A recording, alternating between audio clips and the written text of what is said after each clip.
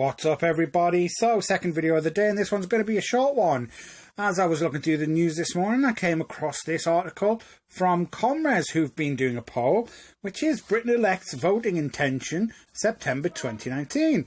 Now, when I saw this, I looked at the figures, and it's got the Conservatives on 29%, Labour 27%, Lib Dems on 21%, and Brexit Party on 13%.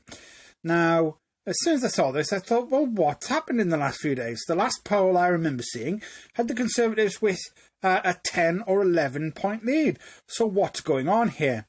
And I did a bit of digging and I came across the YouGov poll I was talking about. So this page just shows the front page of YouGov polls. As you can see, 10 days ago, we've got the Conservatives with 11 point lead over Labour, Lib Dems on 19, Brexit Party on 14.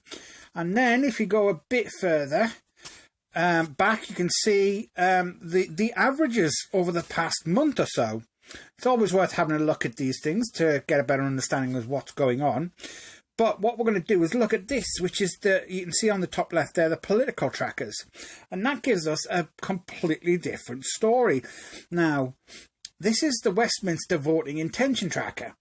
And what a tracker does, it looks at a conglomeration of polls. So this one we're looking at here is looking at an average of the last polls that they've done. So it's not the most recent poll, it's just the intention tracker. Now, switching over to this article I found on the BBC about poll tracker again. We're going to look at their poll tracker. Now, this poll tracker they've got there looks very, very similar to the one we've just seen on YouGov.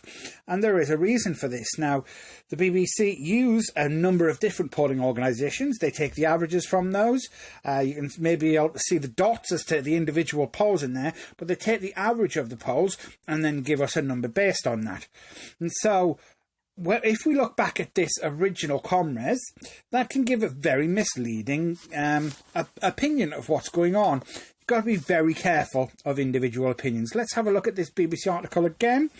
And there you go, there's the chart. So, in this article, they talk about a couple of things. The first one is a conference bounce. So polls over the last week have been good for the Lib Dems.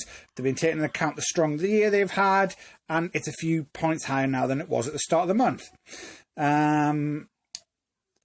They talk about whether this is because they've promised to revoke Article 50. However, they say it could be a conference bounce. So it's fairly common during party season for each party to see their numbers boosted immediately after their turn in the sun.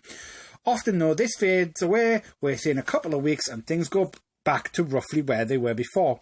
We will wait and see if this time it happens. Further things in this article, it does warn against treating polling figures and says you have to take caution. And it says at the moment there is additional reason for additional concern. More variation between different polling companies than normal. It says this month there have been cases where two polls published on the same day have wildly different figures. For example, the Conservatives on 28% in one poll and 37% in another poll.